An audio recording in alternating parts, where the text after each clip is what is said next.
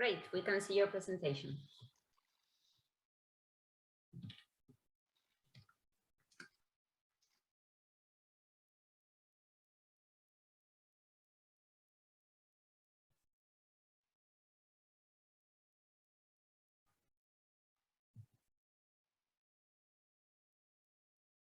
Okay, everyone, I hope you spent a nice lunch break. Well, I guess more people will start joining us in the next few minutes. Okay, then we are ready to start with our next talk of the last day of the summer school by Fabio Previtali. I'm going to introduce you, Fabio, if I may. Well, Fabio is working as an AI architect at Alma Viva. Alma Viva is one of our sponsors. So on behalf of the entire organizing committee, I want to thank you a lot for your support, because if it wasn't for our sponsors, this school would not be possible. So thank you very much. And as per Fabio, so he got his bachelor's, his master's, and his PhD at Sapienza University. You know, this university that was being advertised by our professor Olivieri in the lecture this morning.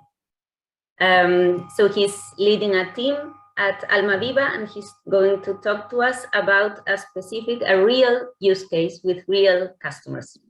So Fabio, the floor is yours whenever you want to start.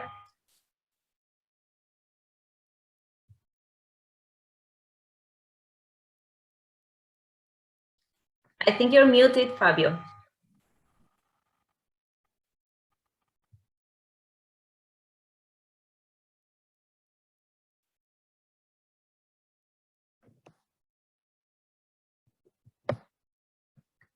Yeah, I Fabio, welcome from my side as well. Sorry, I was in another meeting, jumping in now. So looking forward to listening to your presentation, and thanks again for all the support and the participation to the school. So please go ahead whenever you're ready.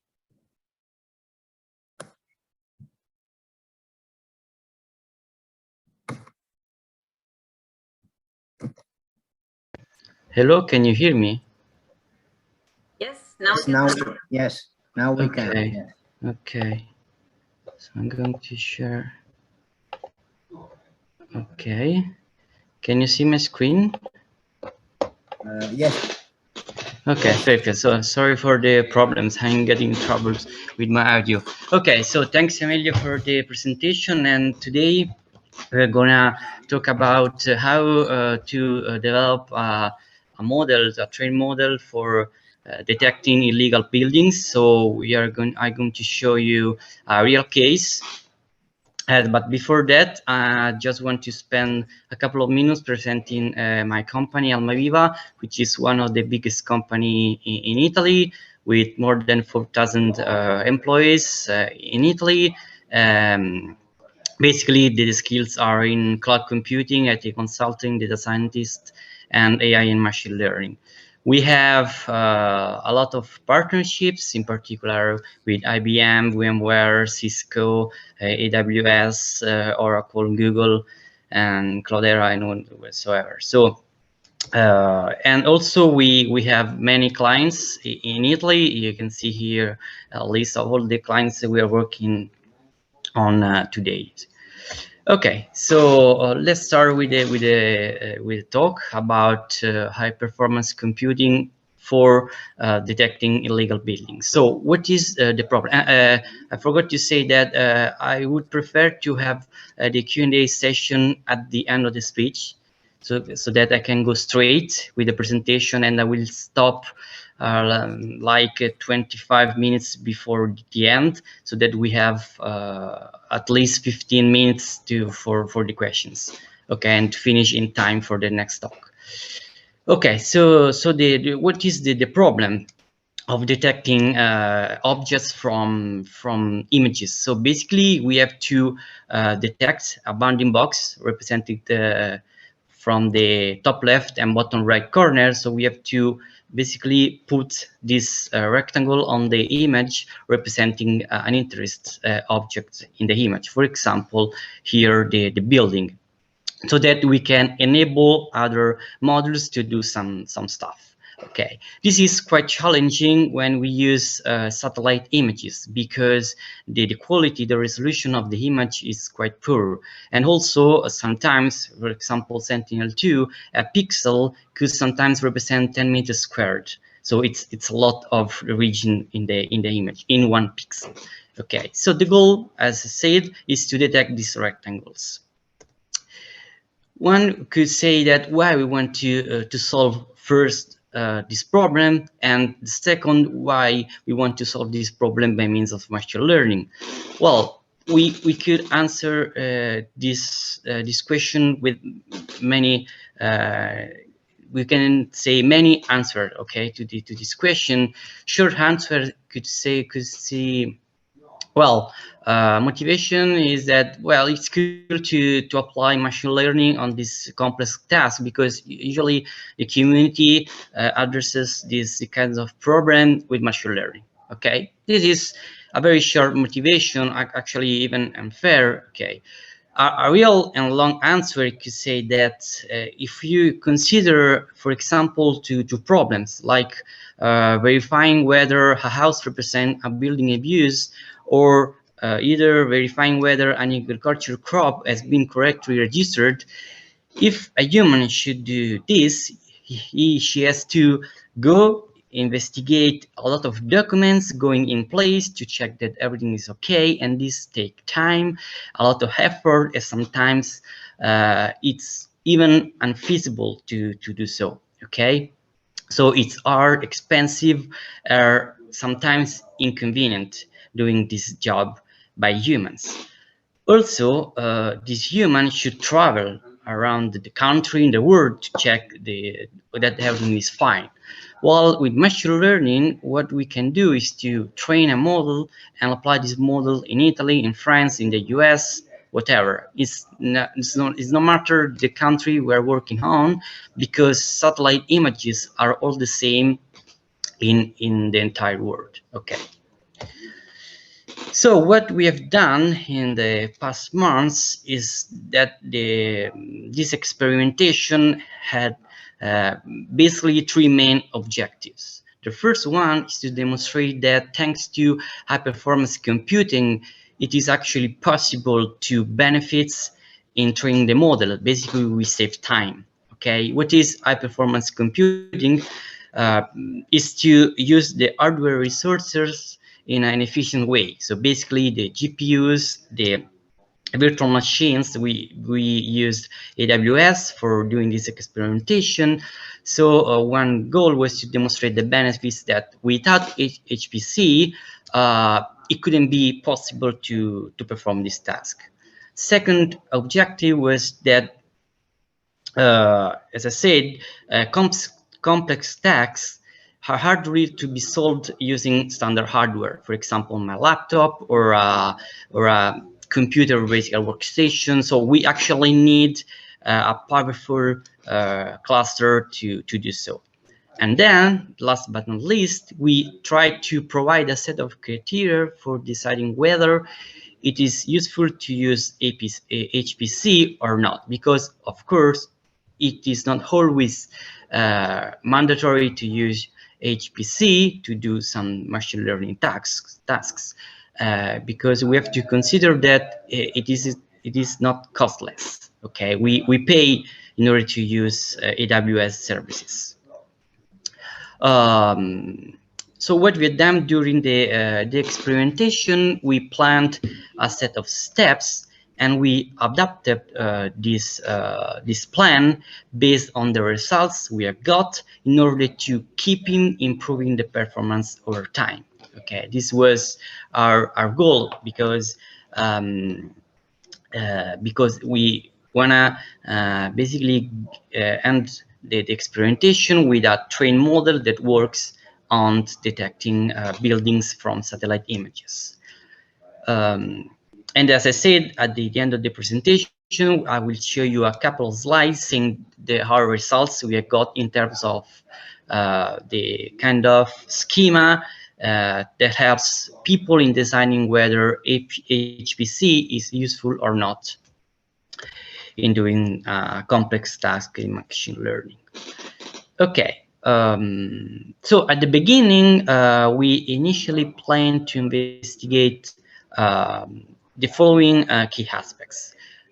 First, about network topology, because as you can see, as you can know, doing machine learning is quite easy. I mean, there are a lot of notebooks, code in GitLab, in whatever repository. We just need to download this code and run it, and we are able to train a model. The problem is how this model is good in solving a task.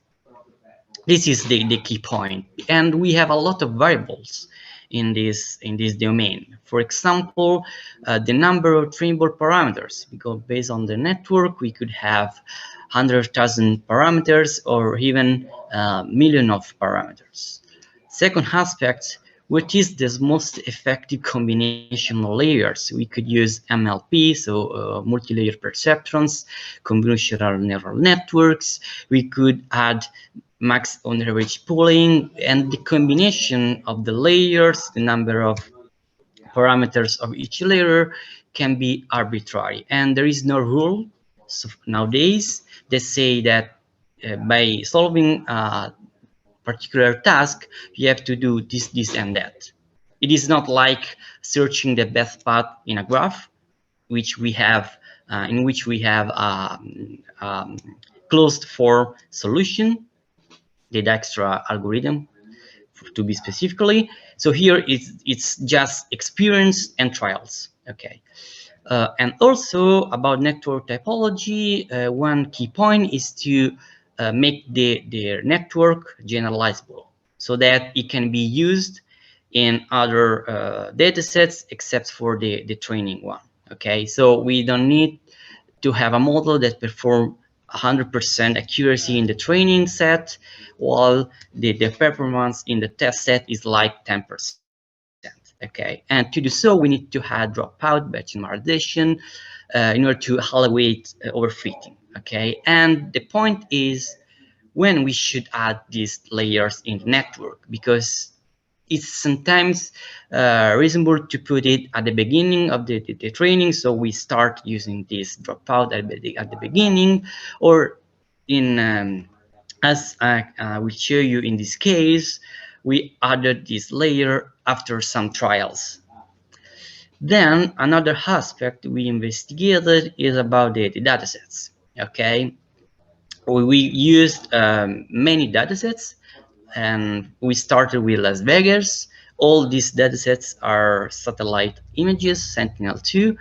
And so what is the first dataset to be used for the first training? This was the first answer. And then at which point we should add more data. Just a bit of numerics. We use, as I said, Las Vegas, Paris, and Shanghai datasets, and the total images is like 10,000, and the resolution of each image is 650 by 650 RGB images. So we have three channels: red, green, blue, and the data we got from SpaceNet, which is open source datasets provider, in which you can find all these three datasets if you want to try by yourself. Okay, so let's start with the first setup of our first experiment. We decided to start with Las Vegas. You can see here three examples of images.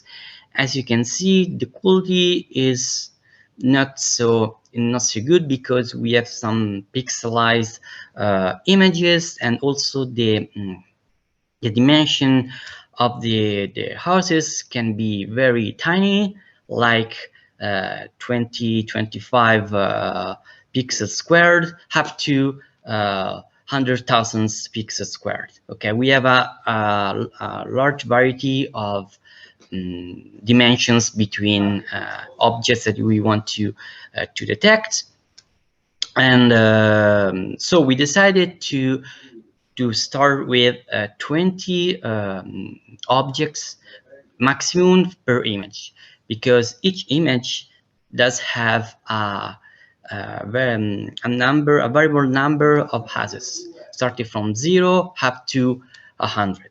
Okay, so making a network at the beginning that is able to actually detect a variable number of objects in a single image is quite difficult. Okay, so we decided to fix the maximum number of buildings, train the model, so the model will always output 20 objects, even though the image contains a number of buildings less than 20. Okay, we will see how we solved this problem later on the presentation. And also we decided to set a minimum bounding box area so that we discarded very tiny houses. And the reasons why we did that is that first, we want to be sure that the model would have overfitted on training data. Why this? Because the first step in understanding whether we have some chance to make the model working on a particular dataset with a particular network is that the model is able to perfectly detect the objects we want to detect in the training set. So the optimizer itself is able to get the correct features from the training set and overfit on this data so that the accuracy is almost 100%. Okay, then we'll think how the overfitting must be solved in order to use the results of this model in a testing set. So we reduce the dataset up to 600 images. We decided to use a custom network at the beginning, so we designed our architecture, which is quite easy. We use convolutions and poolings, and at the end, multi-layer percept on a dense layer with a total of almost 1,000 trainable parameters. And as I said before, we didn't use at this point dropout or any normalization, so that the model will overfit on training set. And we also use the network hyperparameters that you can see on the slide, basically based on our experience. As HPC strategy, we use MPI. It is a message passing interface. So basically what AWS does is to use a cluster of virtual machines, and thanks to TensorFlow and Harwood algorithm, we run the training by giving some subtasks to each virtual machine that did the job and get back the results to the main job of TensorFlow, merging all the data together to keep training the model on the datasets. This is a standard HPC strategy, so we keep it simple for the entire experimentation. Then a very key aspect of training a machine learning model is the loss. It's the core of your code, because if you write down a wrong loss, the model will never be trained. Okay, this is very key. It's mandatory that you check 100% that the loss is correct and reflects what you want to do. So what we have done is to basically compute the differences between predicted bounding box and our ground truth bounding box by computing the difference between the top left and bottom right corners. And as I said before, we forced the network output 20 bounding boxes. Okay, so in order to compute the loss correctly, we had to remove all the, let's say, fake buildings that we put on the dataset. So to make an example, if we have an image with 5 buildings, and for each building we have 4 coordinates, we put in the ground truth label 15 fake buildings with a value of -1, so that we standardized the input of the network having 20 buildings, 4 coordinates per building, so 80 values per image. But these 20 bounding boxes, some are real, some are not. So in the loss, we must actually remove all the fake buildings, otherwise we are computing the loss in a wrong way. So the first result, as expected, demonstrated that the custom network would have been able to train on Las Vegas, and the predictions are quite perfect. As you can see in the image, we have green bounding boxes that are the ground truth, and red bounding boxes that are the predictions. And in this image, as you can see, they are overlapped. Also, the training loss reached a very low value, which is like 10. So this was our goal for this trial, and we succeeded. And we did this trial by using two architecture in AWS, the P3 2x large with 1 GPU, and the P3 8x large that has 4 GPUs, and the time, as you can see, is almost the same, because the training set does not have so much images, so the benefits of having more GPUs than one is not so evident. Okay, and this is a key important result, because remember that in order to use HPC or AWS in general, you pay. So the P3 8x large costs more than the P3 2x large. So you have to keep in mind that sometimes there's no point to use a very powerful machine if you don't need it. Then we decided to quantitatively evaluating the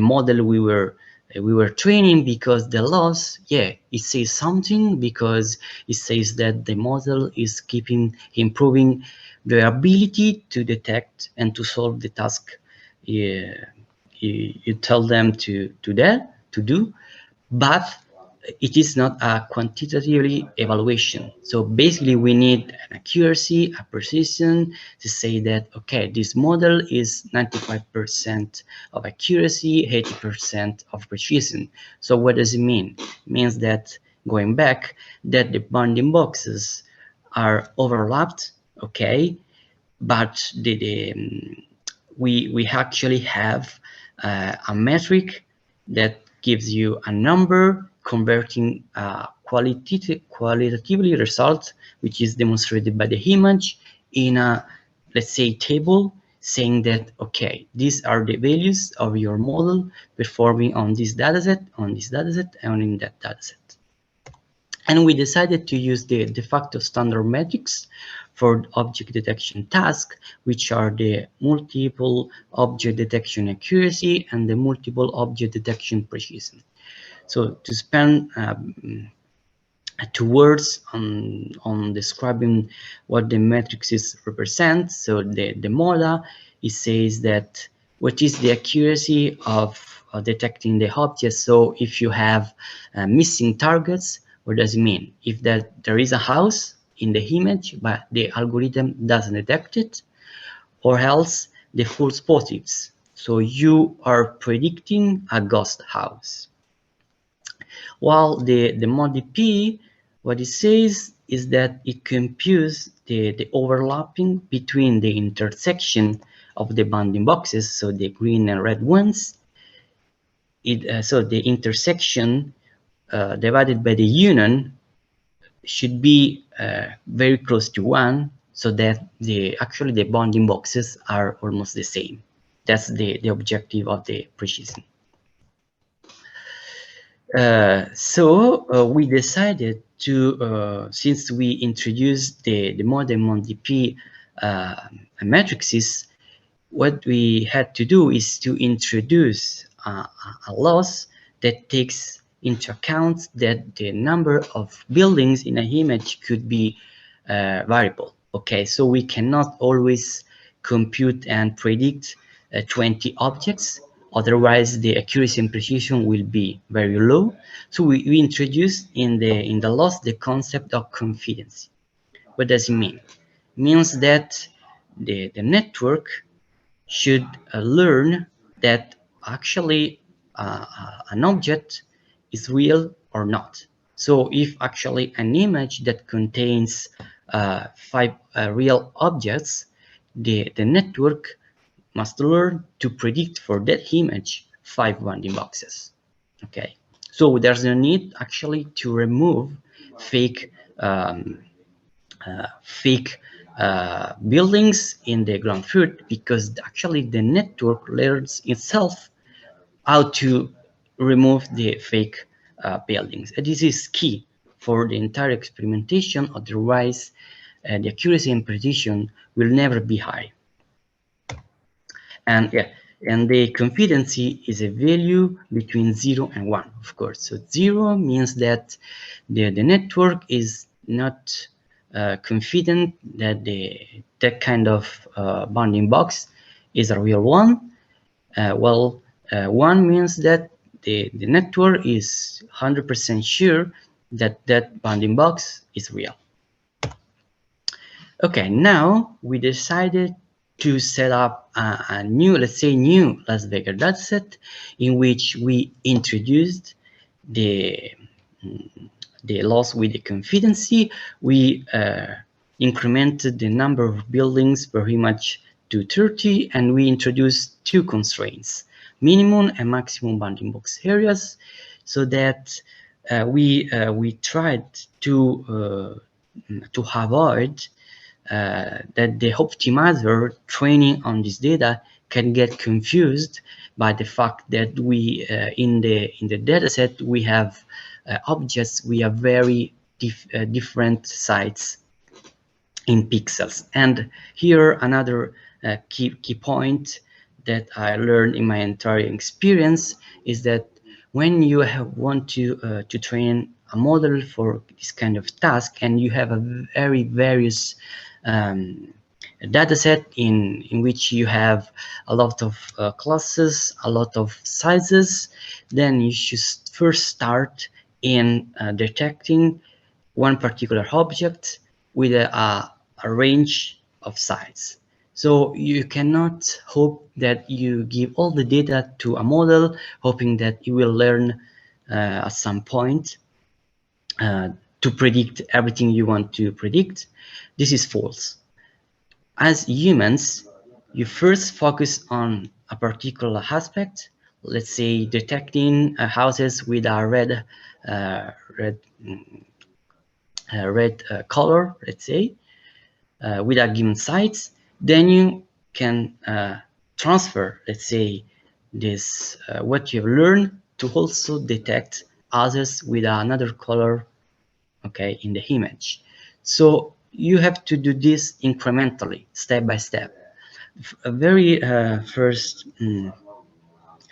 mistake, let's say, that one data scientist does at the beginning of exploring this world is to put everything in the box, hoping that an oraculus solves the problem. Okay, that's not true. We, as humans, as I said before, we have to do this incrementally. Okay, And at some point, if you do the right thing, you will succeed.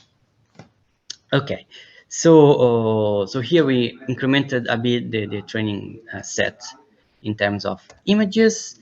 We decided to use a different custom neural network with less trainable parameters and still no dropout and normalization. Still, we use HPC strategy, the MPI HPC strategy. We incremented a bit the number of epochs.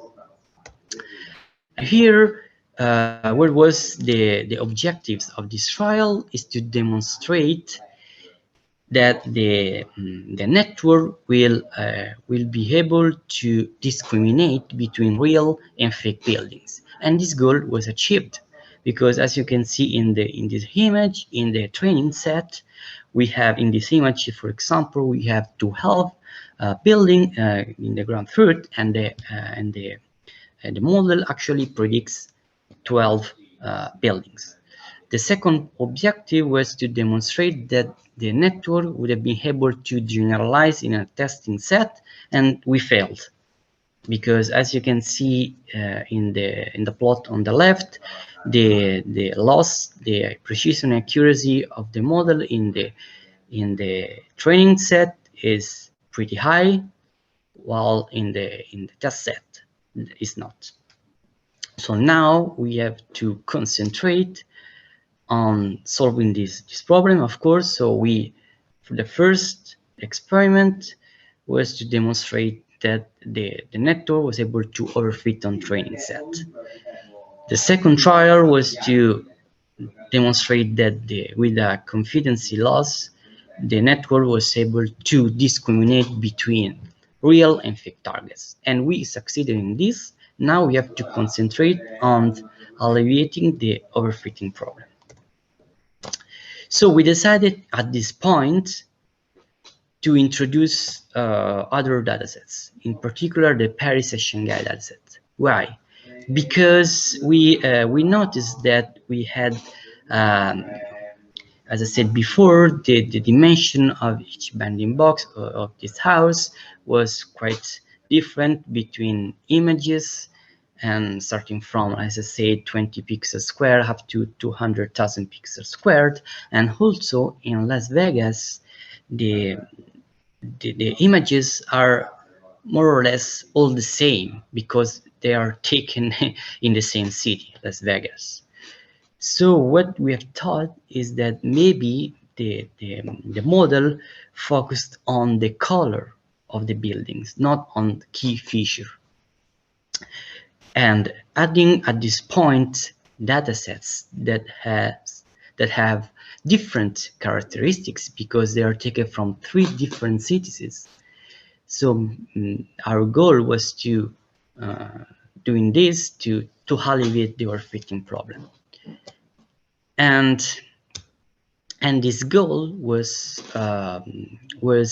partially achieved by using the not the custom network, but the DenseNet one-to-one network, which is a state-of-the-art neural network. And as you can see in the image in the bottom right, the accuracy in the test set and in training set are more or less the same, around 60%, which is not so high, but still acceptable, while the precision, so if you remember, the overlapping between the prediction and the ground truth is not so good, because in the training set, you get like 12% precision, while in the test set, more or less 4% of precision, which is pretty bad. So at the end of these trials, we tried to investigate why doing these experiments. Actually, we were done more than 400 training. So I just reported the 3 key trials we have done. So we tried to investigate why we couldn't train a model performing well in a test set. Okay, and to the best of our knowledge, nowadays there is no standard procedure that can prevent to mitigate the overfitting by design. So here you can find a list of all potential solutions for the overfitting, and in the next slides we will focus on actually the quality of the dataset in terms of the images.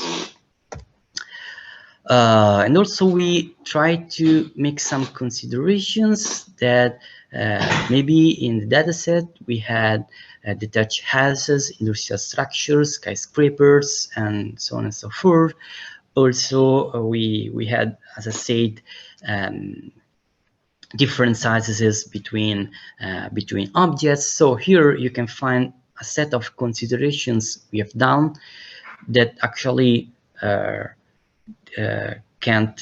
didn't allow us to solve the overfitting problem. So what we have done is to change the data set, because our idea was that actually the fault of this training was on the dataset structure. Actually, the images contained in the datasets and the heterogeneity of the dataset. So basically, we tried, as I said before, to solve a huge problem without doing what in the literature is said, divide et impera. Okay, we first in Las Vegas, Shanghai, and Paris had to first focus on a particular set of houses, train the model in that particular houses, and then keep increasing the complexity of the training. So we didn't do that because we discovered this at the end, of course, of the trial. So we learned this lesson and we tried to demonstrate this what we have learned in other datasets, in particular the swimming pool and car datasets. So here we set a lot of constraints as before, in particular 6 objects per images.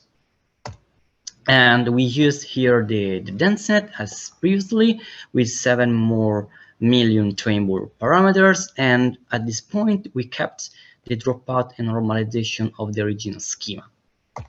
And as you can see, the results actually says that the accuracy and precision of this network in these datasets are very, very high. As you can see, accuracy is around 90% in validation, and the precision is around 60%. So we succeeded in making this network trainable on the swimming and pool car datasets, having actually good performance. And here you can see the inference on two images, in which you can see in red the swimming pools and in yellow the cars. So since we actually let's say proved that the problem was on the datasets structure, we tried to demonstrate again this result, our idea, on a dataset which is DOTA, which is very, very, very similar to SpaceNet. So the structure of the images in terms of how they are built is the same. So that our point was, if we are able to train and solve the overfitting in this dataset, we can report these results on the SpaceNet original datasets, because the input is kind of the same. What we have to do is just to do the divided et impera implementation. So first train by detecting a particular set of objects, then extending to other different objects, and so on and so forth, reaching the detection of all the buildings in the datasets.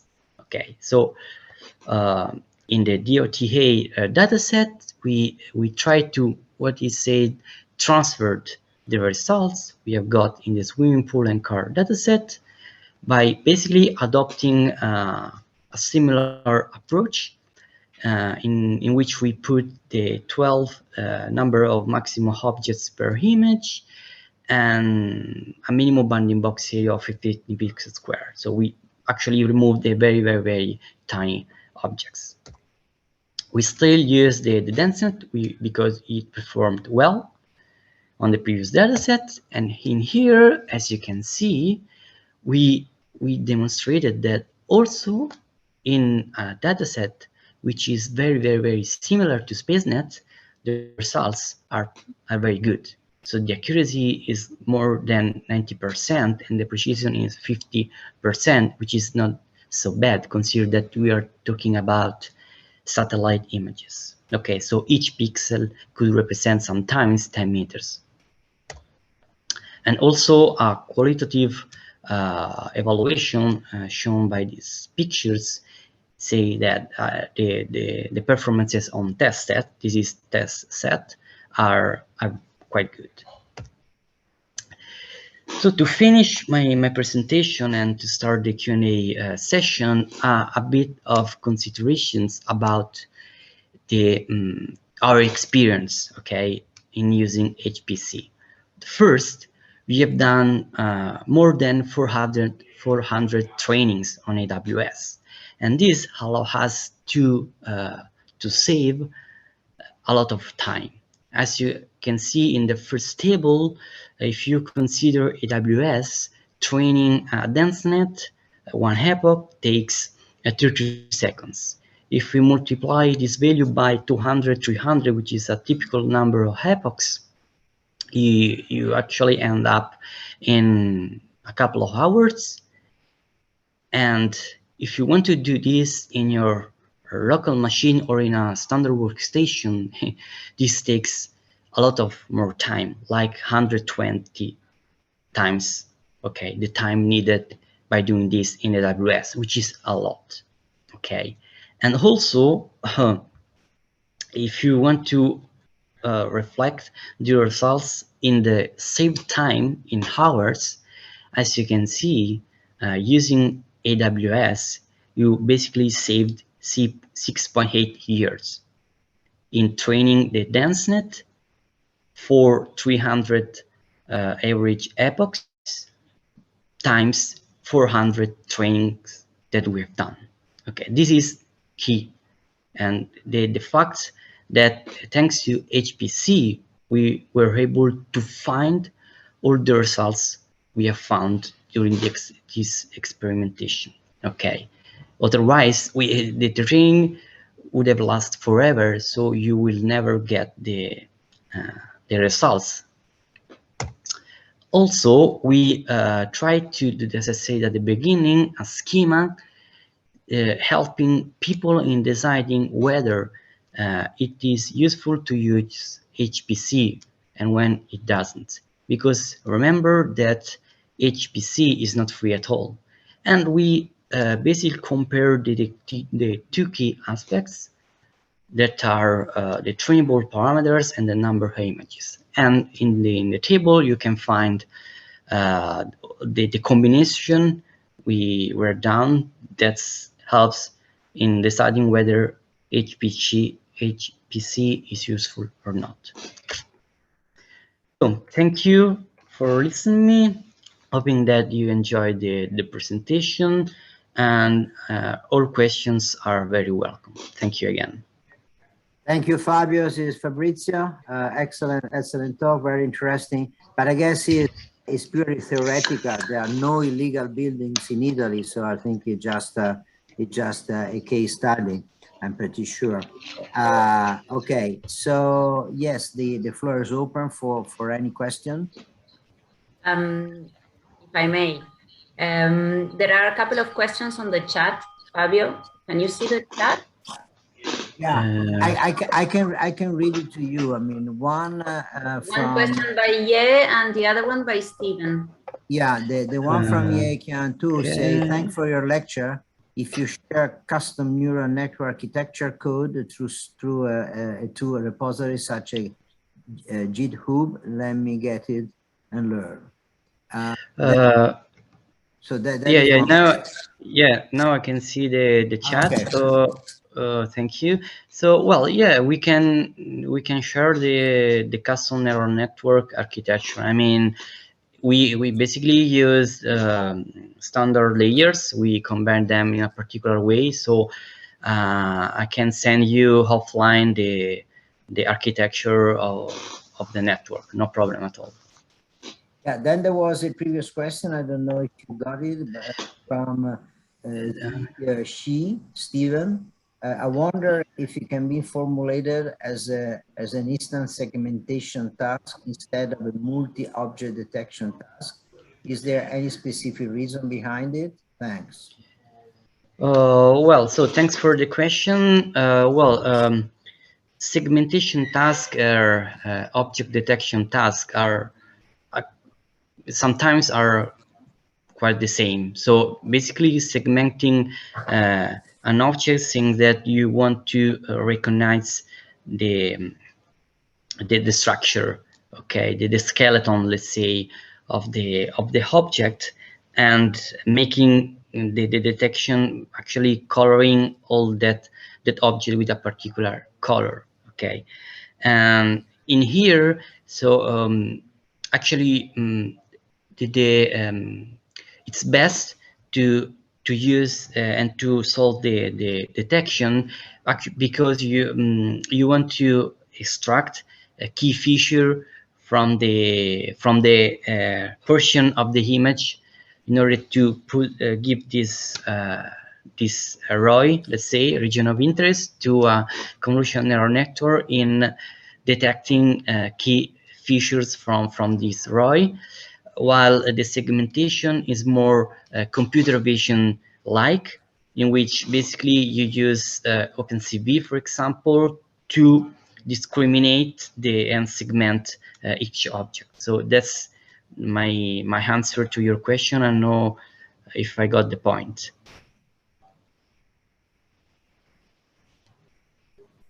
Can I use my mic? Yes. Hi, Fabio. Hi. Thanks for the answer. This is Steven. I'm very interested in this project because I was involved in a startup working on the similar project before. So we want to detect the illegal build based on the this sort of images. But one of the problem is that it's sometimes hard to transfer the knowledge or the model that you can turn from one area to another area. Maybe just give you an example, like maybe last in the Vegas map, people are living in their own houses, whereas in China, most people are living in buildings that are more concentrated. So how have you came across such challenges, and how do you solve it? Okay. Thanks, Simon, for the question. Well, so if I still have, I'm still sharing the screen. Okay, so let's go through to the DenseNet network. Give me a second. Okay, so basically, what you are talking about is that in solving a task in machine learning, you typically have a structure like this. Okay, you have a lot of deep layers, convolution pooling, and at the end you always have a dense layer. Okay. I'm sorry, Why? I think we cannot see your screen. Okay, sorry. Share screen. Okay, just give me a second. Okay. Now you can see my screen. Yes, thank you. Okay, so in the picture you have a lot of deep layers, as I said before, and at the end you have a dense layer. Why? This structure is typically in all the network you can find in state of the art, like GoogleNet, DenseNet, ResNet, okay, whatever. Because the first part of the network, in particular the convolution and pooling layers, does have the goal to extract features. Okay, so the goal of these layers, because they are very good in extracting features. In fact, for example, CNNs are feature extractors. They are not able to solve a task.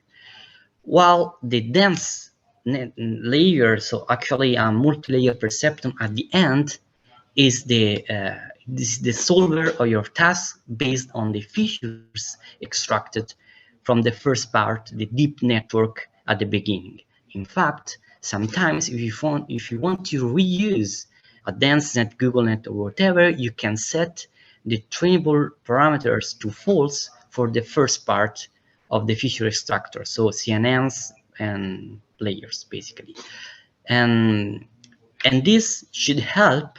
Of course, is not always the solution. It should help to make what is in literature is called transfer learning.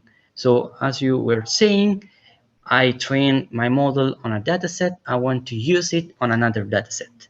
But sometimes this doesn't work because the features extracted in the first data set are not the same in the second data set. For example, if you always have the judge house in the first dataset and the second dataset only have skyscrapers, well, the features may be different. Okay, so maybe the network will perform not so well.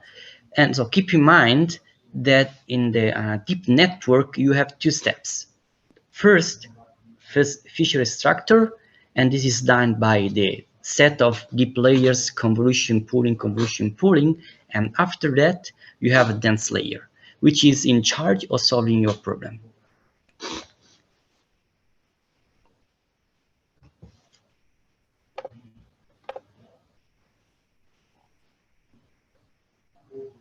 Hello? I think answer. Steven, did Fabio answer your question? Yes? Yes, Heavy. Well, thanks a lot. Thank you for your question. We have an additional question on the chat by Muhib. What's the model performance after it has been applied to 3 datasets? We can go back to the presentation. So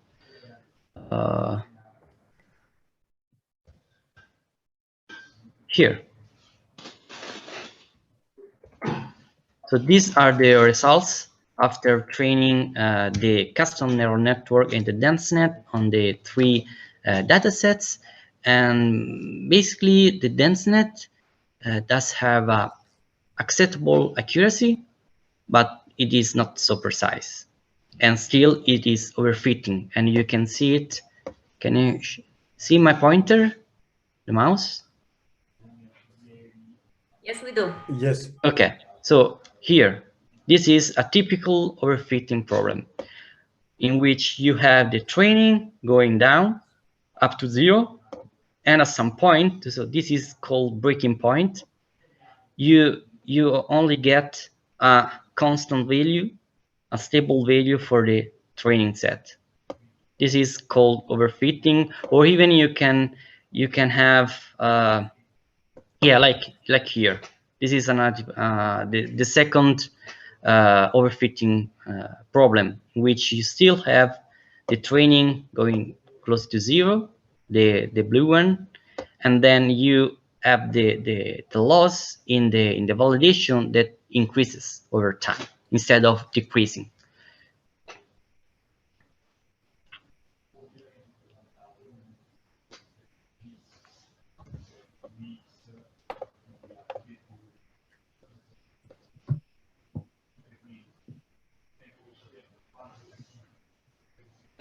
Hey, great. We're coming 5 minutes to the 4 minutes to the top of the hour.